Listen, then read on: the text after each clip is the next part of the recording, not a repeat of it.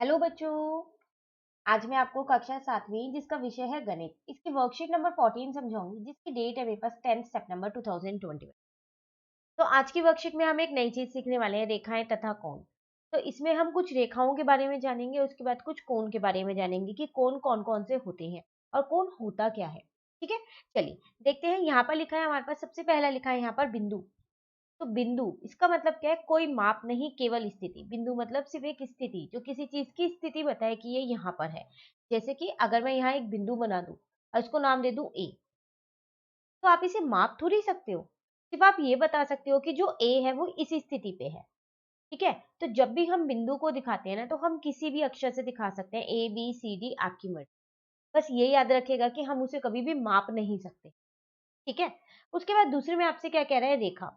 रेखा क्या होता है? इसका कोई निश्चित माप नहीं होता। मतलब अगर मैं यहाँ पर एक रेखा बनाऊं, ठीक है, तो अगर मैंने ये रेखा स्केल से बनाई है तो इसका निश्चित माप है, क्योंकि मैंने माप के ही बनाई होगी। अब मैं आपको बोलूं कि 2 सेंटीमीटर की एक रेखा बनाओ, 3 सेंटीमीटर की एक रेखा बनाओ, तो आप माप के ही तो बनाओगे। तो वो रेखा नहीं होती जो आप स्केल से बनाते हो।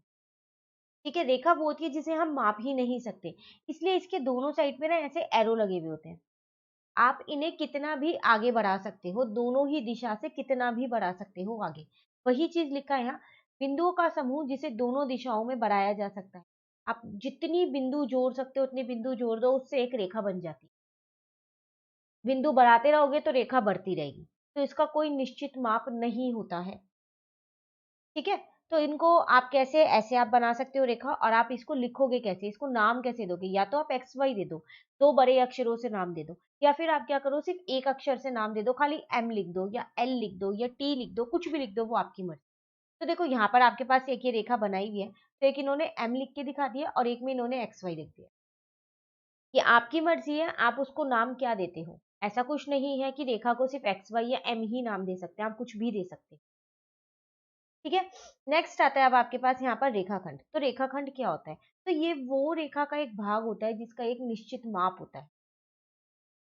तो रेखा तो बहुत बड़ी है, उसमें से मैंने एक छोटा सा भाग उठा लिया है और उसको माप लिया है, बस। अब आप उसे दोनों में से किसी भी दिशा में से नहीं बढ़ा सकते हो। आप रेखा को बढ़ा सकते हो लेकिन रेखाखंड को नहीं बढ़ा सकते। इसलिए रेखाखंड के दोनों साइड पे ना ऐसे यहाँ बिंदु लगे होते हैं। इन बिंदुओं का मतलब ही यही है कि ये यहाँ पर खत्म हो गई, अब आप इसे बढ़ा नहीं सकते हो। और इन एरो का मतलब ये है कि आप इसे आगे अभी किसी भी दिशा में बढ़ा सकते हैं। ठीक है, तो किसी रेखा का एक टुकड़ा जिसके दो अंत बिंदु हो। ठीक है ना, रेखाखंड को अंग्रेजी में बड़े अक्षरों द्वारा दर्शाया जाता है। दिखा दो, आप कुछ भी नाम दे दो, A B C D E F G F, कुछ भी जो आपका मन करे, सिर्फ बड़े अक्षरों में इनको दिखाना है आपको। ठीक है, उसके बाद बात आती है यहाँ पर किरण की। किरण क्या होता है? किरण भी एक रेखा का ही एक हिस्सा है, लेकिन इसमें सिर्फ एक अंत बिंदु होती है और एक नहीं होती। इसका मतलब क्या है? आप इसको एक दिशा से तो बढ़ा सकते हो कितना मर्जी, लेकिन एक दिशा से नहीं बढ़ा सकते। ठीक है, तो ये बनता कैसे है? जिसकी एक बिंदु यहाँ है और एक ही एरो है, तो जहां पर भी एरो बना हुआ है ना, वहां से आप इसे कितना भी बढ़ा सकते हो। क्योंकि एरो का मतलब, अभी तो हम ऊपर यही जान के आए ना कि हम उसे, दो एरो बने हुए थे जब रेखा में, तो हम उसे दोनों दिशा में से बढ़ा सकते हैं। तो यहाँ पर एक एरो है तो आप एक दिशा से बढ़ा सकते हो, तो इसका एक अंत बिंदु होता है और एक नहीं होता है।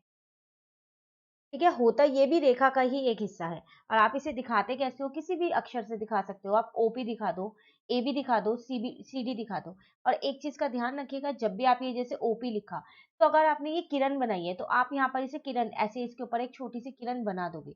अगर आपने ओपी को एक रेखाखंड बनाया है तो आप ऐसे यहाँ पर दोनों साइड डॉट वाली एक रेखा बनाओगे। और अगर आपने ओपी को क्या बनाया है, रेखा बनाया है, तो दोनों साइड एरो वाली बनाओ, ताकि देख के पता चल जाए कि ओपी क्या है, रेखा है, रेखाखंड है या किरण। क्लियर? चलिए, अब आपसे कह रहा है एक बिंदु से कितनी किरणें गुजर सकती हैं।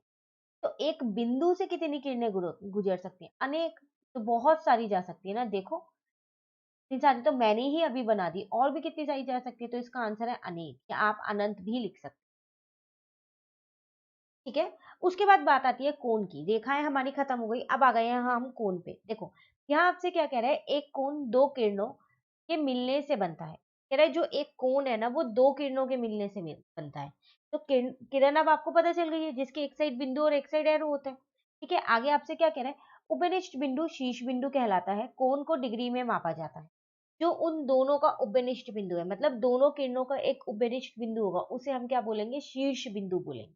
उदाहरण, अगर मैंने यहाँ पर एक किरण ये बना दी, किरण है ये, क्योंकि इसके एक साइड डॉट है और एक साइड एरो है। अब मैंने दूसरी किरण यहीं से शुरू कर दी, इसी डॉट से, ये। तो आप देखो ये जो डॉट है, ये दोनों में उपनिष्ठ है, तो ये आपका शीर्ष बिंदु है। और आपने देखा दो रेखाएं जुड़ गई, तो जो ये बन गया ना यहाँ पर, ये आपका क्या बन गया? कोण बन गया। इसको आप डिग्री में माप सकते हो, और किससे माप सकते हो? डी से माप सकते हो। डी से ही बनाते हैं हम कोण, तो हम उसी से ही इसे माप सकते हैं। तो अब आपको पता चला कि कोण होता क्या है, जो दो किरणों से बनता है, जिसमें एक उपनिष्ठ बिंदु होती है, जिसको हम शीर्ष बिंदु कहते हैं। ठीक है। अब बात आती है इसको, इसके नाम कैसे लिखे जाए। जैसे अभी हम ऊपर रेखा में, रेखाखंड में, किरण में नाम लिख कर सीखना है, ऐसे इसका नाम कैसे लिखा जाए। तो देखो मैंने इसको नाम दे दिया यहाँ पर ए बी सी। अब इस कोण का जो नाम है ना, ये कोण, ये वाला, हाँ, इसका जो नाम है ना, मैं तीन तरीके से लिख सकती हूँ। एक तो खाली कोण बी लिख सकती हूँ, जिसपे भी ये बना हुआ है। ठीक है। या फिर ये बोलो जो शीर्ष बिंदु है वो बीच में आती है हम। या फिर मैं इसको लिख सकती हूँ ए बी सी, कोण ए बी सी। या फिर मैं इसको लिख सकती हूँ सी बी ए। ठीक है। तो एक कोण का नाम हम तीन तरीके से लिख सकते हैं। क्लियर यहाँ तक? चलिए, अब वो आपसे कह रहे हैं क्या एक सरल रेखा कोण हो सकती है? एक सरल रेखा, जो रेखा आप बना रहे हो, ये क्या ये कोण हो सकती है? तो देखो हमारे पास कई तरीके के कोण होते हैं। ठीक है, समकोण है, जैसे न्यून कोण है। ठीक है, अधिक कोण है, बहुत सारे कोण होते हैं। ऐसे एक कोण होता है जो पूरा 180 डिग्री का बनता है। जैसे न्यून कोण अगर मैं आपको बोलूं, तो वो कौन से कोण होते हैं? जो 90 डिग्री से कम होते हैं। समकोण कौन से होते हैं? जो 90 डिग्री से ज्यादा होते हैं। ऐसे एक कोण होता है जो 180 डिग्री का होता है। ठीक है। अब वो वाला जो कोण है ना, वो बनता ही ऐसे सीधी रेखा पे ही बनता है वो कोण। तो फिर क्या एक सरल रेखा कोण हो सकती है? बिल्कुल हो सकती है। तो इसका आंसर हो जाएगा यस, हो सकती है। क्लियर? चलिए, अब आगे दो कोण और हमें दिए हुए हैं यहाँ पर, पूरक कोण और संपूरक कोण। तो पूरक कोण वो कोण होता है जिन दो कोणों का माप क्या हो? 90 डिग्री हो। अब वो कोई से भी कोण हो सकते हैं। 50 और 40 ले लो आप, 60 और 30 ले लो आप, 70 और 20 ले लो आप, कोई से भी ले लो। बस याद रखना, अगर उन दोनों का योग जो है वो 90 डिग्री है, तो वो आपके पूरक कोण कहलाते हैं। ठीक है।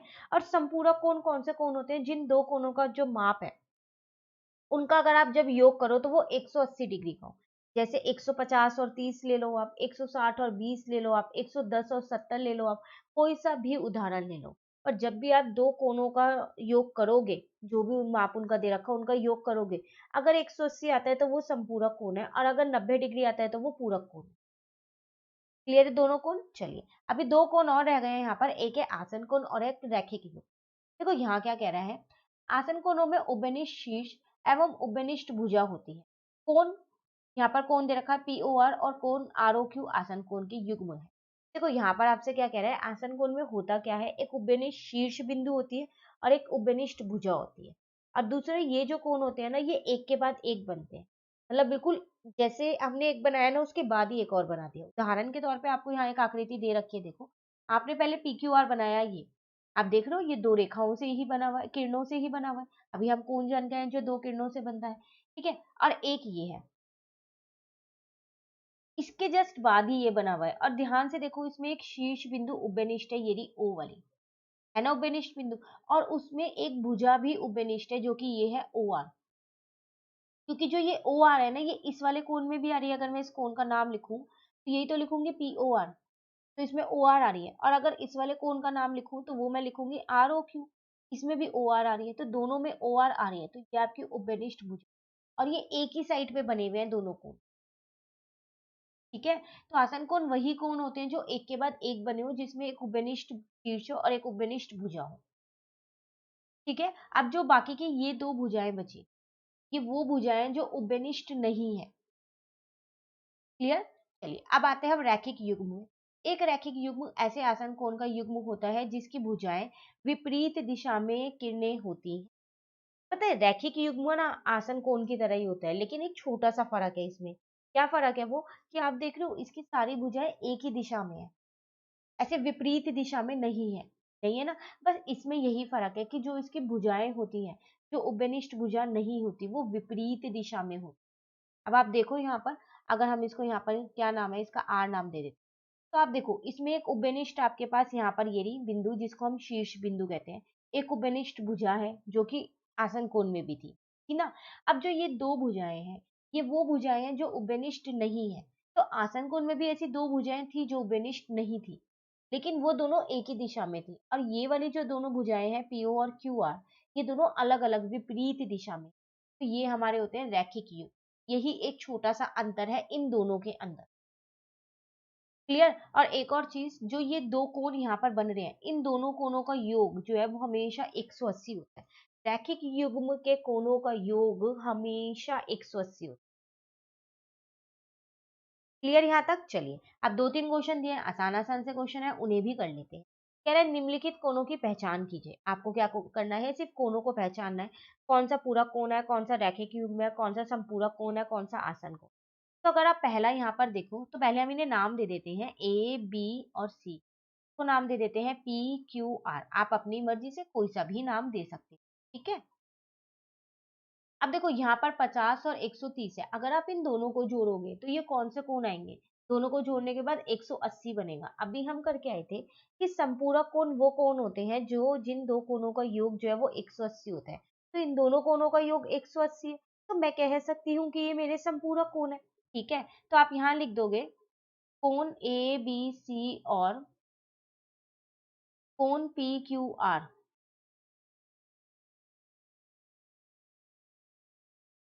संपूरक कोण है, ठीक है। चलिए दूसरा करते हैं, पहले नाम दे देते हैं ए बी सी डी।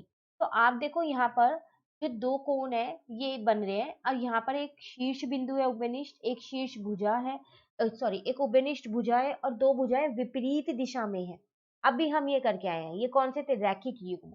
तो लिख देते हैं यहाँ पर कि कोण ए सी बी और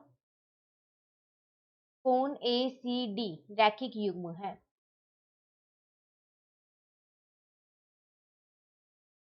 ठीक है। चलिए नेक्स्ट करते हैं, नाम दे देते हैं पहले P Q R S.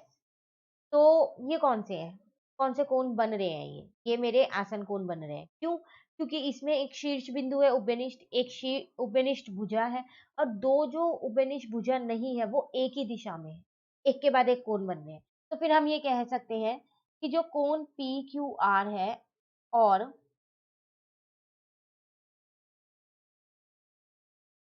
Are Q S कौन से हैं, आसन कोण, ठीक है। चलिए लास्ट रह गया, इसको भी नाम दे देते हैं पहले ए बी सी डी। तो देखो वैसे देखा जाए तो ये आकृति और जो तीसरी वाली आकृति थी वो दोनों ही एक जैसी है, बस एक छोटा सा फर्क है। वो क्या, कि जो यहाँ पर ये वाली जो भुजा है ना ये एकदम सीधी है, इसका मतलब ये 90 डिग्री का कोण बना रही है। तो इसका मतलब मैं ये कह सकती हूँ कि इन दोनों कोणों का योग कितना होगा, मिलके 90 डिग्री होगा। और अभी हम ऊपर करके आए कि जिन दो कोणों का योग 90 डिग्री होता है वो पूरक कोण होते हैं। पर ये तो मेरे आसन कोण भी है, तो ये दोनों ही कोण है, ऐसा नहीं है सिर्फ एक है, ये दोनों है। तो इसलिए यहाँ हम लिखेंगे कि कोण ए बी सी और कोण सी बी डी कौन से, आसन पूरक कोण है, ठीक है, आसन भी और पूरक भी है। Clear question number first. चलिए आ जाते हैं हम अपने क्वेश्चन नंबर सेकंड पे। यहाँ पर आपसे क्या कह रहा है, दी गई आकृति में एक्स का मान ज्ञात कीजिए। तो देखो इसमें आपको एक्स का मान निकालना है, वैसे तो कोण देख के ही आपको पता चल गया होगा कि ये रैखिक युग्म है, अभी हम ये वाला करके आए हैं। और मैंने भी आपको बताया था कि रैखिक युग्म के ये योग होता है, उनका क्या होता है, 180। तो फिर हम ये कह सकते हैं कि x प्लस 150 जो है वो किसके बराबर होगा, 180 के। और अगर हमसे रीजन पूछा जाए कि क्यों होगा, कारण बताओ, तो वो हमारे रैखिक युग्म है, ठीक है ना। तो यहाँ से x का मान निकल के आ गया 180 माइनस का 150, कितना आ गया 30 डिग्री, निकल गया x का मान। क्लियर। चलिए आ जाते हैं लास्ट क्वेश्चन पे। कह रहे हैं जब घड़ी में समय दोपहर 3:30 बजे होते हैं तो घड़ी की दोनों सुइयां क्या कोण बनाती हैं, क्या ये अधिक या प्रतिवत या न्यून कोण है। देखो आपसे कह रहा है कि अगर आप देखो जब भी घड़ी में 3:30 बजे होते हैं तो कौन सा कोण बना रही होती है, वो जो दो सुइयां होती हैं, एक मिनट की और एक आर की। तो अगर मैं अपनी घड़ी एक बार यहाँ पर बना लूं, ठीक है ना, यहाँ पर 12 लिख देते हैं, यहाँ 9 लिख देते हैं, यहाँ 6 लिख देते हैं, यहाँ 3। तो देखो यहाँ पर 3:30 बज रहे हैं, तो 3 और 6 पे 3 से थोड़ी सी आगे निकल चुकी है सुई, ठीक है ना। जब 3 और 6 पे सुई होती है ना, अगर हम यहाँ पर इसको देखें, देखो जब बिल्कुल 3 पे और बिल्कुल 6 पे सुई होगी, ठीक है, थोड़ी सी आगे निकल के, ये ऐसे तो ये कौन सा, ये 90 डिग्री से आगे निकल चुकी है, क्योंकि जो हमारी यहाँ पर घड़ी होती है ना, ये हमारे 4 चतुर्थांश होते हैं। हर एक पे 90 डिग्री का कोण बन रहा होता है, हर एक पे। तो 3:30 बज रहे हैं, इसका मतलब थोड़ा सा आगे निकल गया है, निकल गया ना थोड़ा सा आगे। तो जब ये आगे निकल गया तो 90 डिग्री से, तो इसका मतलब ये कम हो गया है। तो जो 90 डिग्री से छोटे कोण होते हैं वो कौन से कोण होते हैं, न्यून कोण होते हैं। तो ये कुछ आपका 90 डिग्री से कम, मतलब 70 या 75 डिग्री का एंगल बनाएगा। तो इसका मतलब ये कौन सा कोण है आपके पास, न्यून कोण है। तो इसका आंसर आ जाएगा यहाँ पर न्यून कोण। क्लियर। ये थी आपके पास आज की वर्कशीट, जिसमें हमने रेखाएं और कोण के बारे में जाना।